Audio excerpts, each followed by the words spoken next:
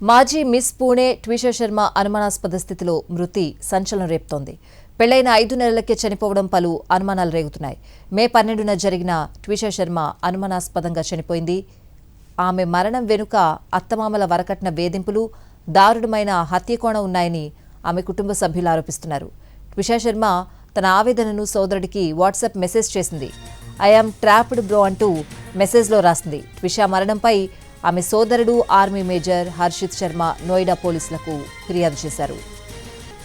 Modelling రంగంలో రాణించిన ట్విషా శర్మకు 2024లో ఒక dating app ద్వారా భోపాల్కు చెందిన లాయర్ సమర్థ్ సింగ్తో పరిచయం ఏర్పడింది. ఆ పరిచయం కాస్త ప్రేమగా మారి 2025 డిసెంబర్లో వీరిద్దరూ వివాహం చేసుకున్నారు. అయితే పెళ్లైన 5 నెలలకే ఆమె జీవితం నరకప్రాయంగా మారింది. ప్రమాదం జరిగిన రోజు రాత్రి ట్విషా శర్మ తన తల్లికి ఫోన్ చేసిందన్నారు ఆమె సోదరుడు హర్షిత్ శర్మ. అత్తవారింట్లో జరుగుతున్న నరకయాతన గురించి ఏడుస్తూ చెప్పిందని, ఆమెతో మాట్లాడుతూ ఉండగానే ఫోన్ అకస్మాత్తుగా కట్ అయిపోయిందని తెలిపారు. ఆ తర్వాత తమ కుటుంబ సభ్యులు ఎంత ప్రయత్నించినా ట్విషా ఫోన్ ఎత్తలేదని వాపోయారు. రాత్రి 10:15 కొత్త గిరిబాలసింగ్ ఫోన్ ఎత్తగా ట్విషా గదిలోకి వెళ్లి చూడమని తమ తల్లి బతిమలాడినట్లు వివరించారు. సరిగ్గా 5 నిమిషాల తర్వాత అంటే 10:20 ట్విషా శ్వాస తీసుకోవడం లేదంటూ అత్తవారింటి నుంచి ఫోన్ వచ్చిందన్నారు సోదరుడు హర్షిత్ శర్మ.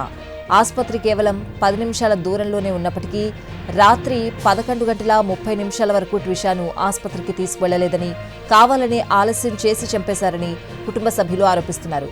ఆసుపత్రికి తీసుకువెళ్లేసరికే ఆమె మరణించినట్లు వైద్యులు ధృవీకరించారు.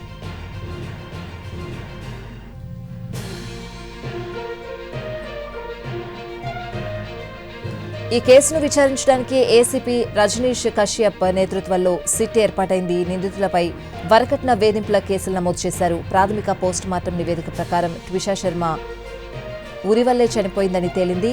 అయితే ఆమె శరీరంపై అనేక చోట్ల గాయాలు, కమిలిన గుర్తులు ఉన్నాయి. అంతేకాకుండా మరణించడానికి కేవలం వారం రోజుల ముందే ఆమెకు గర్భస్రావం జరిగినట్లు వైద్యులు గుర్తించారు.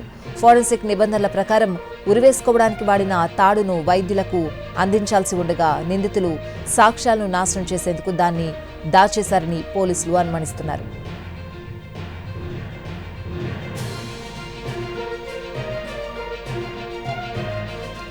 ట్విషా తండ్రి నవనిధి శర్మ, ఇతర బంధువులు న్యాయం కోసం మధ్యప్రదేశ్ సీఎం మోహన్ యాదవ్ అధికారిక నివాసం వెలుపల భారీ నిరసన చేపట్టారు. 5 రోజులుగా భోపాల్ ఎయిమ్స్ మార్చురీలోనే ఉన్న ట్విషా మృతదేహానికి ఢిల్లీ ఎయిమ్స్లో తిరిగి రెండోసారి పోస్టుమార్టం నిర్వహించాలని డిమాండ్ చేశారు. సీఎం కార్యాలయ అధికారులు వారికి స్పష్టమైన హామీ ఇచ్చారు. ఈ కేసు విచారణను మధ్యప్రదేశ్ వెలుపలి కోర్టుకు బదిలీ చేయాలని బాధితురాలి తండ్రి కోరుతున్నారు.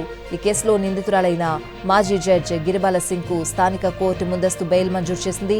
భర్త సమర్థ్ సింగ్ బెయిల్ పిటిషన్పై మే 18న విచారణ జరగనుంది. ప్రస్తుతం పరారీలో ఉన్న ట్విషా భర్త కోసం పోలీసులు గాలిస్తున్నారు.